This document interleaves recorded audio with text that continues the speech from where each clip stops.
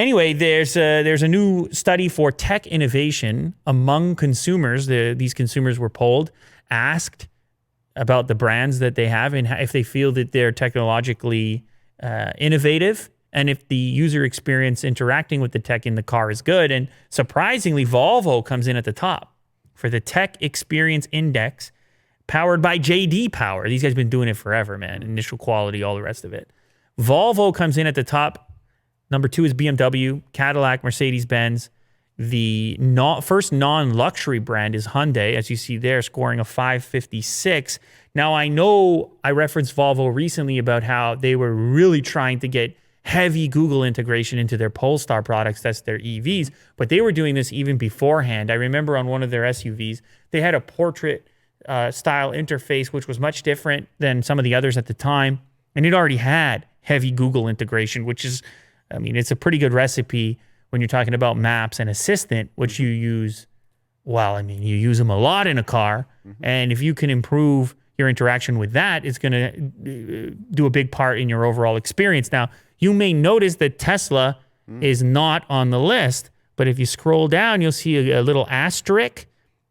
There you go. There's Tesla at a 593. They're not on the official chart because for some reason, Tesla doesn't allow J.D. Power to survey owners in 15 states. Oh. So their index score is only based on 35 states. I don't know why they would do that. They obviously don't like J.D. for some reason. So they would, I guess, be second.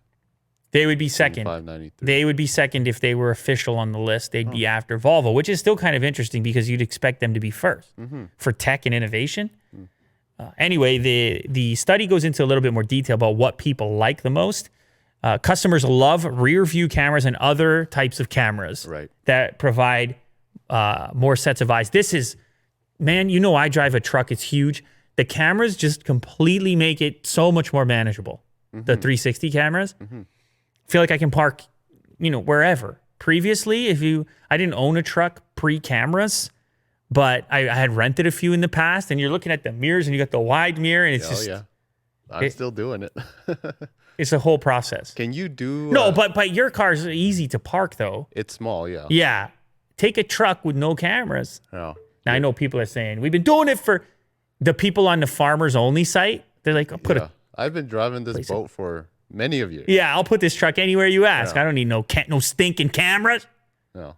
But anyways, yeah, maybe you have an argument. You're making a good argument. Like, do we all lose our ability to drive once cameras and autonomous? And of course we do.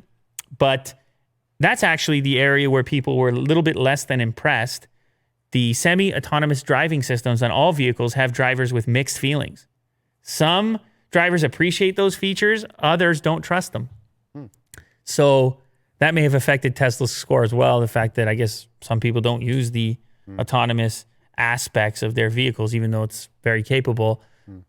Some people, maybe they read that one news story and they say, even though they're safe, it's safer than you driving. In most cases, if you look at the data, there's a psychological barrier to just letting it drive. I let it drive. When I had the Model 3 in the studio, I let it drive. I wonder why they get those vehicles then with very tech-centric Well, I think features. maybe what happens in that case is they assume they're going to love that feature. And then they get on the highway and their hands aren't on the wheel and they can't handle it. Right. And then they say, I spent all this money on this feature because the level of autonomy can cost you more money on your Tesla configurator.